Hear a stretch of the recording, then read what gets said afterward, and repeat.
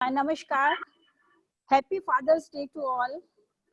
पहले तो मैं ओम जी को बहुत बहुत धन्यवाद देना चाहूँगी कि जिनके कारण हमें ये मंच मिला और हम यहाँ पर उपस्थित हुए। बहुत बहुत धन्यवाद। मेरा आज चर्चा का विषय है वाल्मीकि की अलौकिक सृष्टि मंदोदरी। मंदोदरी वाल्मीकि रामायण का एक ऐसा सशक्त पात्र है, पर उस पर चर्चा बहुत कम मिलती है, उस पर विचार बहुत कम मिलते हैं। उसके चरित्र, उसकी संवेदना और उसके आवेग ने सदैव ही मेरे मन को छुआ है। उसके चरित्र का एक सामाजिक आकलन हो, यही मेरे इस दृष्टि से मैंने इस विषय को चुना है। मैं अपनी बात रखती हूँ, ये मेरे अपने विचार हैं। हो सकता है इसमें दूसरों का मतैक्य ना हो, फिर भी मैं इसको प्रस्तुत करती हूँ। रानी मंदोदरी की उपस्थिति संपूर्ण रामायण में संक्षिप्त है, पर प्रभाव दूर तक छोड़ती है। उच्च पारिवारिक परिवेश में जन्मी मंदोदरी दिति के पुत्र मय और हेमा नाम की अप्सरा की पुत्री है। मय ने ब्रह्मा के कुल में उत्पन्न रावण से अपनी पुत्री का विवाह किया। सात्विक प्रवृत्ति की होते हुए भी मंदोदरी ने अपने जीवन साथी की पार्श्विक भावना से समझौता कर लिया। वे अपनी प्रतिष्ठा की परवाह किए बिना अपना कर्तव्य निभाने पर खरी उतरती है।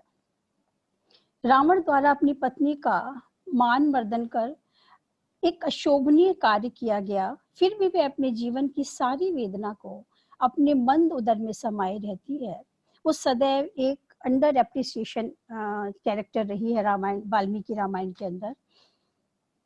रामायण के कथाक्रम में मंदोदरी का प्रथम दर्शन सुंदरकांड के दशम सर्ग में होता है, जब हनुमान जी सीता को ढूंढने रावण के अंतःपुर में प्रवेश करते हैं, और दोबारा उसका प्रवेश युद्ध कांड के 111वें सर्ग में होता है।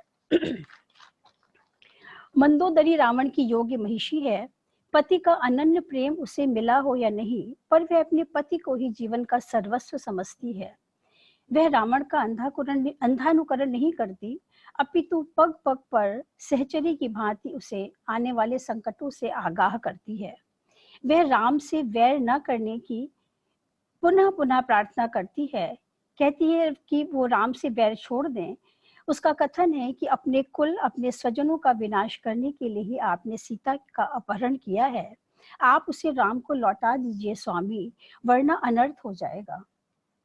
सीता जैसी साध्वी का अपहरण कर रावण ने अपने अंत को ही आमंत्रित कर लिया है। इसे सोच वह अत्यंत दुखी होती है, लेकिन वो लाचार है। विषयी रावण का सीता की ओर आकृष्ट होना केवल उसकी भवितव्यता से प्रेरित है, अन्यथा मंदोदरी में किस गुण की कमी है, वह स्वयं इस बात की ओर संकेत करते हुए कहती है, ना कुलेन ना रूपेण ना दाक्षिण्येन मैथिली मयाधिका व तुल्या व तत्तु मोहान बुध्यते। मैथिली की पुत्री सीता न कुल में, न रूप में, न उदारता में मुझसे बढ़कर है, और भी कई दृष्टियों से वह मेरे बराबर भी नहीं है, पर मेरे मोह से अंधे पति को यह बात क्यों नहीं समझ में आती। जो मंदोदरी है वो कितनी रूपवान है, इसका वर्णन वाल्मीकि रामायण में ऋषि वाल्मीकि ने हनुमान के मुख से कराया है। वो कहते हैं मंदोदरी की रूप का वर्णन हनुमान के मुख से जो सुंदरकांड के दशम सर्ग में हुआ है, कि वह गोरे रंग की थी, उसकी अंग कांति सुवर्ण के समान दमक रही थी।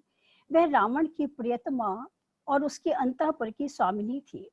उसका नाम मंदोदरी था। वे अपने मनोहर रूप से सुशोभित हो रही थी। हनुमान जी ने उसे देखा। रूप और यौवन संपत्ति से युक्त और आभूषणों से विभूषित मंदोदरी को देखकर हनुमान जी ने अनुमान किया कि यही सीता जी हैं। हनुमान सुंदरकांड में सीता को ढूंढने के लिए जाते हैं। वो हर कक्ष में जाकर स्त्रियों के बीच में सीता को तलाश रहे हैं, लेकिन जब उन्होंने मंदोदरी का रूप और भव्यता देखी तो उन्हें लगा कि यही सीता हो सकती हैं, और वो उनको सीता मानकर उनका प्रसन्न होते हैं कि मैंने सीता को ढूंढ लिया। उसके पश्चात जो मंदोदरी का एक और रूप हमारे सामने प्रस्तुत होता है, वो उसका है पातिव्रत्य।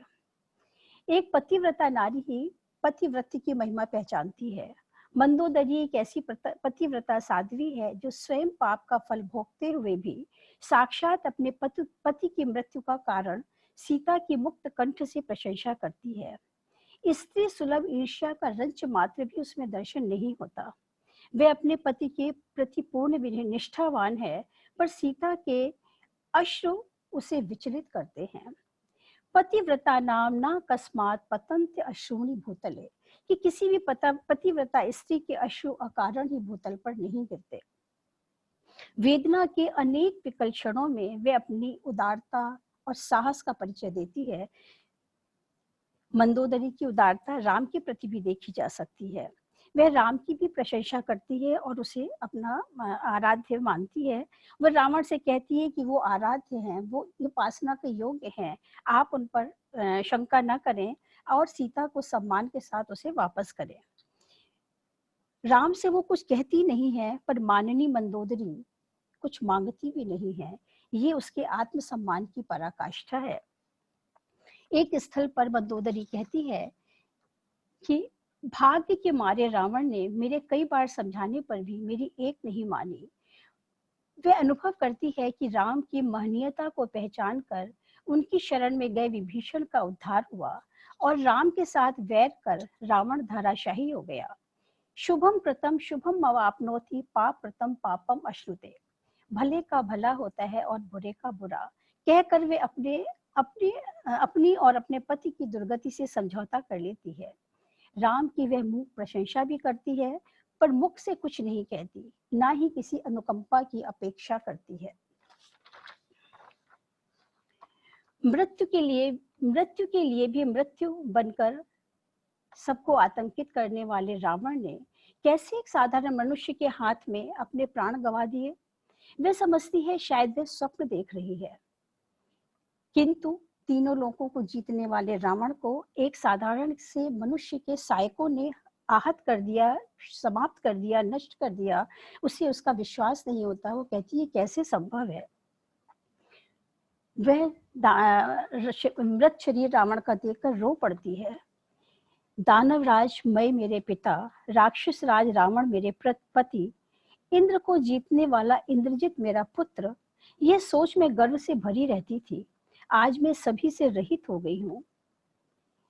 मेरा जीवन शून्य हो गया है।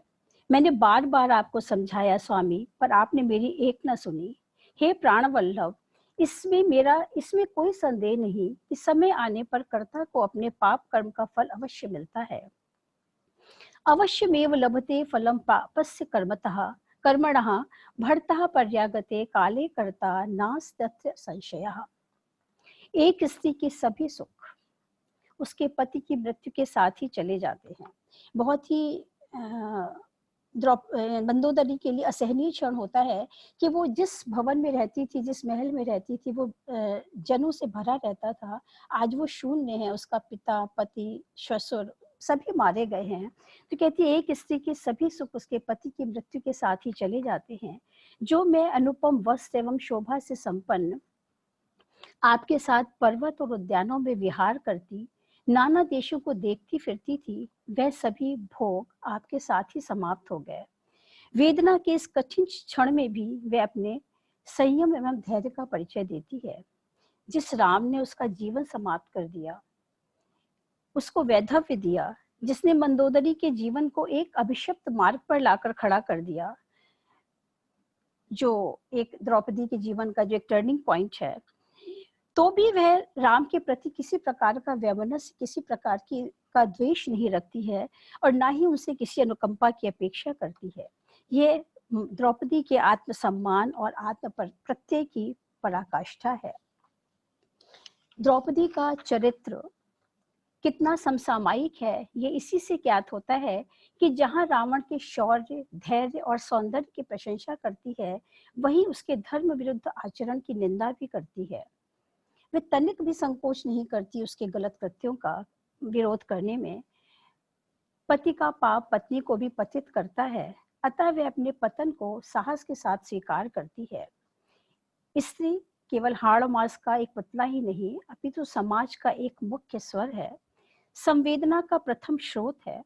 मनुष्य के सारे पुरुषार्थ स्त्री के प्रति आदर में ही प्रतिफलित होते हैं। तभी कहा गया है हमारे शास्त्रों में, यत्र नार्यस्ते पूज्यन्ते रमन्ते तत्र देवता, यत्र तास्तु न पूज्यन्ते सर्वस्त्र त्राफला क्रिया। बहुत बहुत धन्यवाद। नमस्कार।